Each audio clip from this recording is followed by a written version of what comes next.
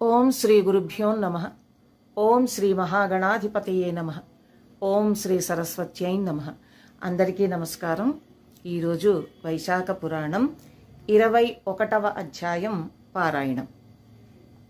నారదుడు అంబరీషునితో తర్వాతి వృత్తాంతమును ఇట్లు చెప్పసాగెను. శృతదేవ మహాముని శృతకీర్తి మహారాజుతో ఇట్లనెను. పాంచాల రాజు శ్రీహరిని చూచి సంతోషపడినవాడై వెంటనే లేచి శ్రీహరికి నమస్కరించెను. ఆనంద భాష్మములను విడుచుచుండెను. సర్వ జగములను పావనము చేయు గంగానది పుట్టుకకు కారణములగు శ్రీహరి పవిత్ర పాదములను కడిగి ఆ పవిత్ర జలమును తనపై చల్లుకొనెను. విలువైన వస్త్రములు, ఆభరణములు, గంధ పుష్పాదులు, పుష్పమాలలు, ధూపములు, అమృతప్రాయములగు నివేదనలు, తన శరీరము, తన ధనము, తన సర్వస్వమును శ్రీహరికి సమర్పించెను. ప్రాచీనుడు, పురుషుడు, నిర్గుణుడు, సాటిలేనివాడును అగు శ్రీ మహావిష్ణువును ఇట్లు స్తుతించెను. పాంచాలరాజు చేసిన ఈ స్తుతి అర్థవంతము, శక్తివంతము. పరమేశ్వరుడు శ్రీహరి ఒక్కరే.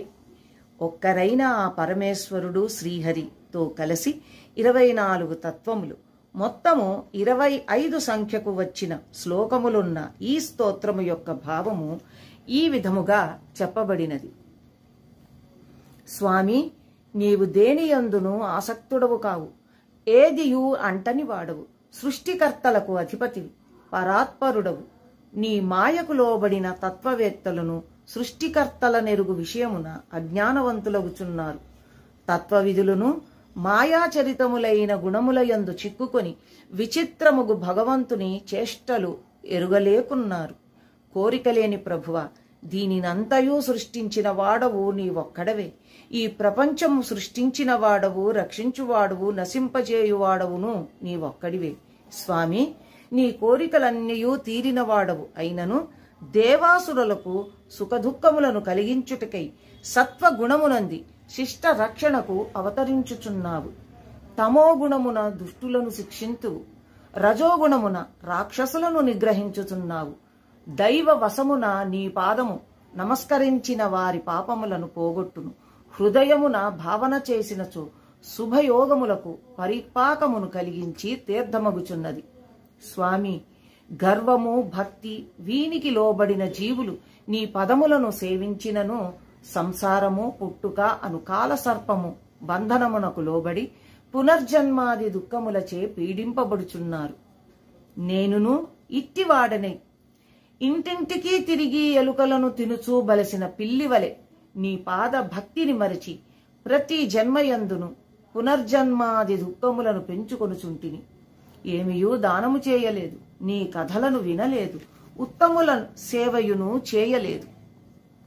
ఇందువలన శత్రువులు నా రాజ్యమును ఆక్రమించగా వనవాసినై నా గురువులను స్మరించి తిని. ఆర్త బంధువులగు వారు నా యొద్దకు వచ్చి తమ ప్రబోధములచే నా దుఃఖమును పోగొట్టిరి. ధర్మార్థ కామ మోక్షములను స్వర్గమును కలిగించు వైశాఖ వ్రత ధర్మములను వారు బోధింపగా వారు చెప్పిన శుభకరములగు ఈ వైశాఖ ధర్మములను ఆచరించి తిని. అందువలన నాకు సర్వోత్తమమగు శ్రీహరి అనుగ్రహము కలిగినది. అందువలన ఉత్తమ సంపదలు అధికములుగా ఒనగూడినవి.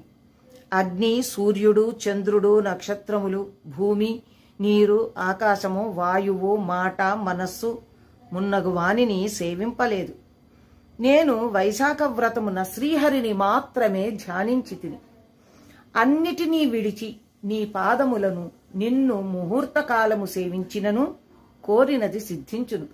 స్వామి, నీవు స్వతంత్రుడవు, ఎవరికి నీ లోబడిన వాడవు కావు. విచిత్రమైన కర్మలను చేయుదువు, అందరికంటే ఉత్తముడవు. ఇట్టి నీకు నమస్కారము.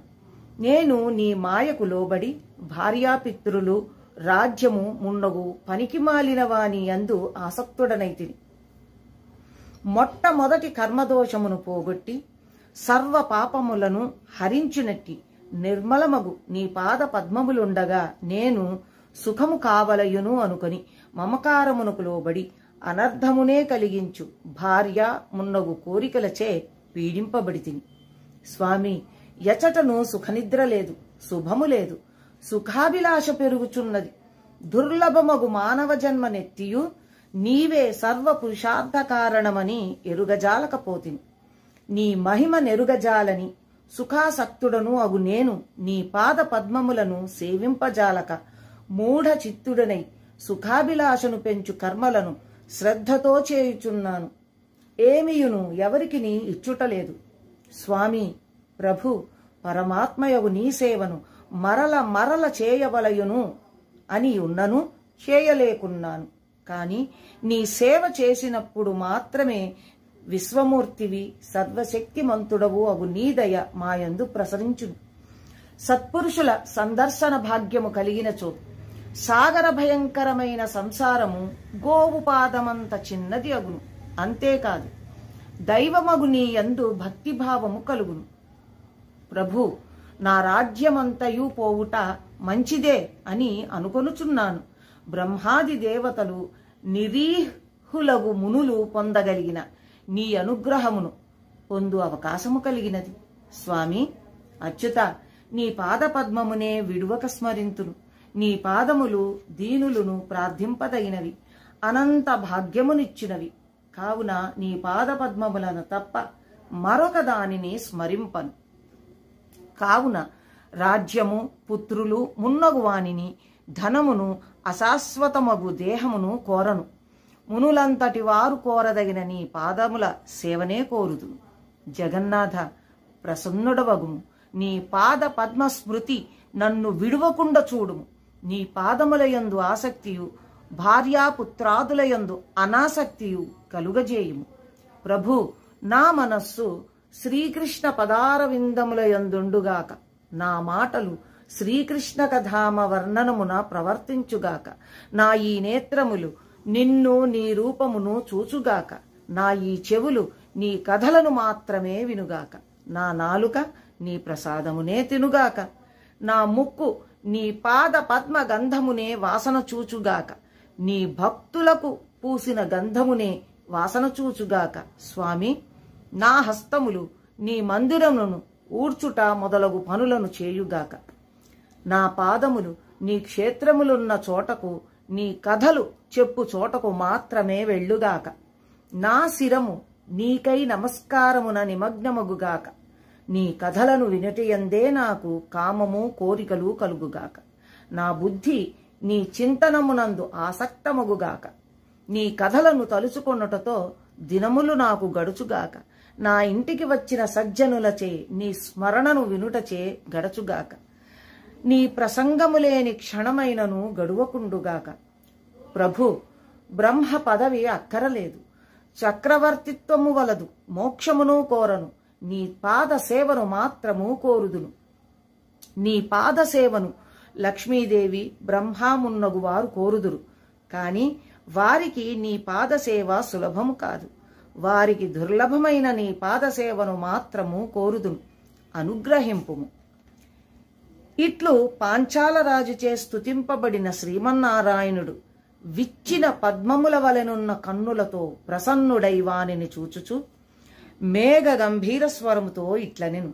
నాయన, నీవు నా భక్తుడవని, కోరికలు కల్మషము లేనివాడవని నేనెరుగుదును. అందుచే దేవతలకును పొందరాని వరమును నీకిత్తును. 10,000 సంవత్సరముల దీర్ఘాయువునందుము, సర్వ సంపదలను పొందుము. నీకు నాయందు నిశ్చలమైన భక్తియుండును.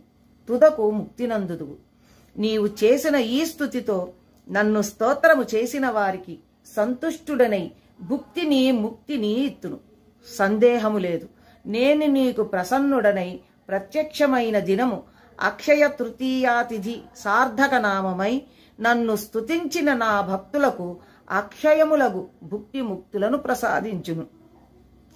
ఈ దినమున నీకు ప్రసన్నమైనట్లే వారికిని భుక్తి ముక్తులను అక్షయముగా నిత్తును. భక్తి పూర్వకముగా కాకున్నను, బలవంతము వలనను, మొగమాటము వలనను, ఏదో ఒక కారణమున వైశాఖ స్నానాధికమును చేసిన వారికిని భుక్తిని, ముక్తిని ఎత్తును. ఈ అక్షయ తృతీయ యందు పితృదేవతలకు శ్రాద్ధమును నిర్వహించినచో వారికి వంశవృద్ధి అనంత పుణ్యమును ఇత్తును. ఈ అక్షయ తృతీయా తిథి మిక్కిలి ఉత్తమమైనది. దీనికి సాటి అయిన తిథి లేదు. ఈనాడు చేసిన సత్కార్యము, పూజ, దానము అల్పములైనను అక్షయ ఫలములనిచ్చును. కుటుంబము గల బ్రాహ్మణునకు గోదానమునిచ్చినచో వానికి సర్వ సంపదలను వర్షించి ముక్తినిత్తును. సమస్త పాపములను పోగొట్టు వృషభదానమును చేసిన దానికి అకాల మృత్యువే కాదు, కాలమృత్యువును కూడా పోగొట్టి దీర్ఘాయుద్ధమునిత్తును. వైశాఖ వ్రతమును దాన ధర్మములను యథాశక్తిగా చేసిన వారికి జన్మ, జర, మృత్యు, వ్యాధి భయములను సర్వ పాపములను పోగొట్టుదును. వైశాఖమున చేసిన పూజ, దానము మున్నగువాని వలన సంతోషించినట్లుగా ఇతర మాసములందు చేసిన పూజాధికమునకు సంతోషపడను. వైశాఖ మాసమునకు మాధవ మాసమని పేరు. దీనిని బట్టి నాకీ మాసమెంత ఇష్టమైనదో గ్రహింపవచ్చును. అన్ని ధర్మములను, బ్రహ్మచర్యాది వ్రతములను విడిచిన వారైనను వైశాఖ వ్రతమునాచరించినచో నేను వారికి ప్రీతుడనై వరములనిత్తును. వైశాఖ వ్రతమును, దానాదులను ఆచరించిన వారు తపస్సులకు, సాంఖ్యయోగములకు, యజ్ఞయాగములకు సాధ్యము కాని నా సాన్నిధ్యమును చేరుదురు. ప్రాయశ్చిత్తమే లేని వేల కొలది మహాపాపములు చేసిన వారైనను వైశాఖ వ్రతమునాచరించిన పాపక్షయమును, అనంత పుణ్యమును ఇత్తును. నా పాద స్మరణచే వారిని రక్షింతును. పాంచాల మహారాజా, నీ గురువులు చెప్పిన దానిని అడవిలోనున్నను భక్తి శ్రద్ధలతో నాచరించి నాకు ప్రీతి పాత్రుడవైతివి.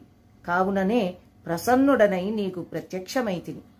నీకనేక వరములనిచ్చితిని అని పలికి శ్రీహరి అందరును చూచుచుండగనే అంతర్ధానమందెను. పాంచాలరాజును శ్రీహరి అనుగ్రహమునకు మిక్కిలి ఆనందము చెందెను. శ్రీహరి యందు నిశ్చల భక్తియుక్తుడై పెద్దలను గౌరవించుచు చిరకాలము ధర్మపూర్ణముగా రాజ్యమును పాలించెను.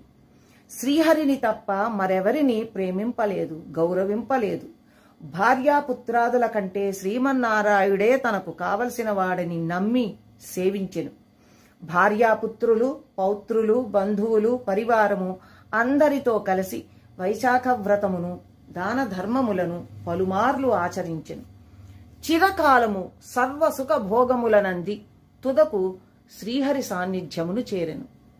ఉత్తమమైన ఈ కథను విన్నను, వినిపించినను సర్వ పాప విముక్తులై శ్రీహరి సాన్నిధ్యమును చేరుదురు అని శృతదేవ మహాముని శృతకీర్తి మహారాజునకు చెప్పెను. ఈ విధముగా నారదుడు అంబరీషునకు వైశాఖ మహిమను వివరించుచూ చెప్పెను. ఇంతటితో 21వ అధ్యాయం పారాయణం కూడా ముగిసింది. తిరిగి రేపటి పారాయణంలో కలుసుకుందాం.